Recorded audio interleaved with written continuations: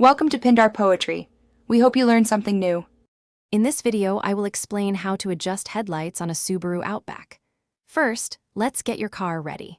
Find a flat, level area, like a garage or driveway, and park your Outback directly facing a wall. It's crucial to measure precisely.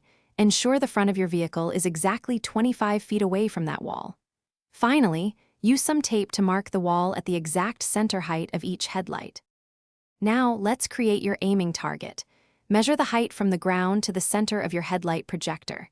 Transfer this measurement to the wall, marking a clear spot for each headlight. Then, from each of those center marks, measure down 5 inches and draw a horizontal line. This lower line will be your target for the top of the low beam cutoff. With your target set, it's time to make the adjustments. Pop open your hood and find the vertical adjustment screw on the back of each headlight housing. You'll typically need an 8mm wrench or a long Phillips head screwdriver to reach it. Turn the screw clockwise to lower the headlight beam or counterclockwise to raise it, aligning the top of the beam with your lower marked line.